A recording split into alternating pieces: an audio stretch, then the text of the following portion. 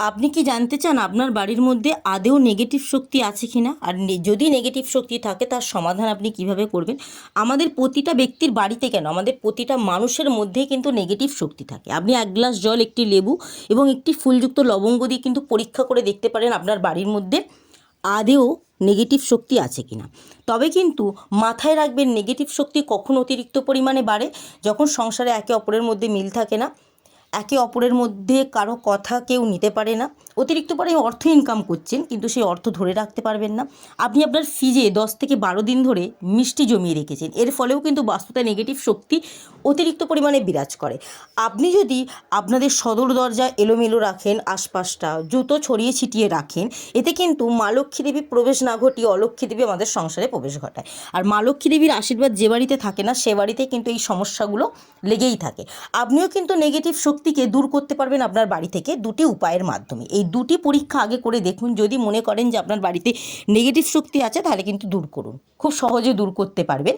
এবং একে অপরের মধ্যে সম্পর্ক ভালো রাখুন, কারণ একে অপরের মধ্যে যত সম্পর্ক ভালো রাখবেন তত কিন্তু অশুভ শক্তি আমাদের সংসারে প্রবেশ করতে পারবে না। আপনার যদি মনে হয় আপনি বাইরে বেরিয়েছেন, কোনো কারণে মানসিক চাপের মধ্যে আছেন, রাতে ঘুম আসছে না, তখন কিন্তু একটি উপায় করতে পারেন। বালিশের নিচে 5টি ফুলযুক্ত লবঙ্গ, কিছুটা পরিমাণ গুঁড়ো হলুদকে কাগজে মুড়ে যদি আপনি রেখে বালিশের নিচে প্রতিদিন ঘুমাতে পারেন, অতিরিক্ত পরিমাণে মানসিক চাপ যেমন কমবে, তেমন কিন্তু অর্থ লাভের সৌভাগ্য বৃদ্ধি পাবে।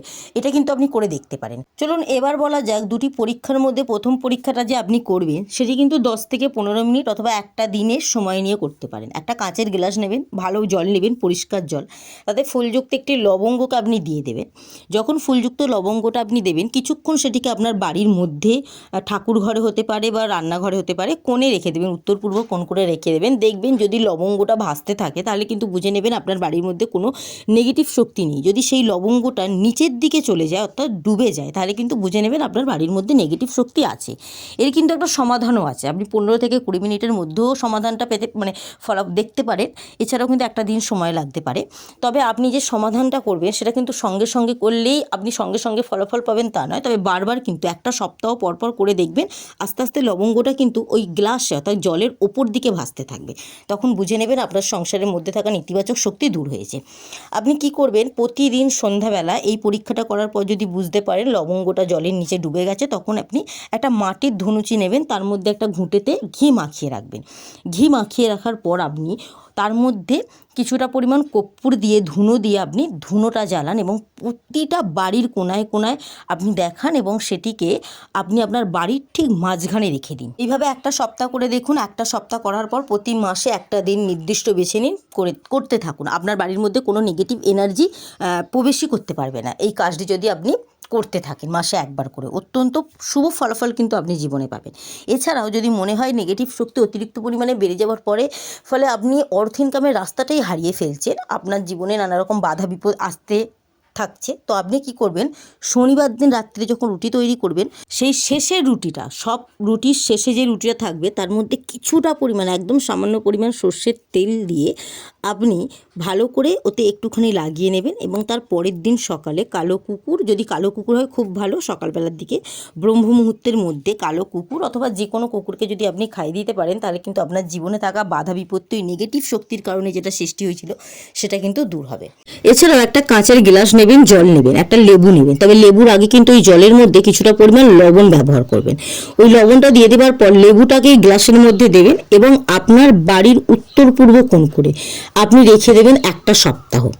এমন জায়গায় রাখবেন যাতে সকলের চোখের আড়ালে থাকে। একটা সপ্তাহ পর ঠিক যেই টাইমে আপনি রেখেছিলেন সেই নির্দিষ্ট টাইমের পর যদি আপনি ওই গ্লাসটিকে দেখেন যে লেবুটা ওপর দিকে ভাসতে থাকছে, তাহলে কিন্তু বুঝে নেবেন আপনার বাড়ির মধ্যে কোনো নেগেটিভ শক্তি নেই। আর আপনি কিন্তু মাথায় রাখবেন, নেগেটিভ শক্তি আপনার বাড়িতে তখনই থাকবে না যখন আপনারা একে অপরের মধ্যে অতিরিক্ত পরিমাণে সুখে শান্তিতে থাকবেন, মিল থাকবে, তখন কিন্তু আমাদের সংসারে নেগেটিভ শক্তি থাকলেও সেটা আস্তে আস্তে দূর হয়ে যায়। আর যখন আমাদের মধ্যে মিল থাকে না, আরও আপনার একে অপরের থেকে দূরে সরে যায়, তখন কিন্তু ওই নেগেটিভ শক্তিটা অতিরিক্ত পরিমাণ আমাদের সংসারে বাসা বাঁধতে শুরু করে। এবার ওই লেবুটা যদি ভাসতে থাকে তাহলে বুঝে নেবেন আপনার সংসারের মধ্যে কোনো নেগেটিভ শক্তি নেই, আপনাকে কিচ্ছু করার প্রয়োজন নেই। তবে সন্ধ্যাবেলার দিকে প্রতিদিন আপনি ধুনো দিতে থাকবেন, অতিরিক্ত পরিমাণে শুভ বলে মনে করা হয়।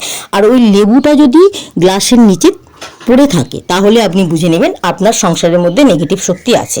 এর একটা উপায় আপনি করতে পারেন, ধুনো দেবেন। ধুনোর মধ্যে কিন্তু আপনি মাটির পাত্রে 28টা নিম পাতা, কচি টাটকা নিম পাতা, 7টা তেজপাতা, 11টা কর্পূরের টুকরো, কিছুটা পরিমাণ সর্ষের তেল দিয়ে আপনি যদি সপ্তাহে শনিবার দিন বা মঙ্গলবার দিন পুড়িয়ে আপনার সংসারের মধ্যে পুরো ঘরের মধ্যে সেই ধোঁয়াটা দিতে পারেন, সপ্তাহে একটা নির্দিষ্ট দিন শনিবার অথবা মঙ্গলবার দিন যদি করতে পারেন, তাহলে কিন্তু দেখবেন আপনার সংসারের মধ্যে নেগেটিভ শক্তি থাকলেও সেটা আস্তে আস্তে দূর হচ্ছে।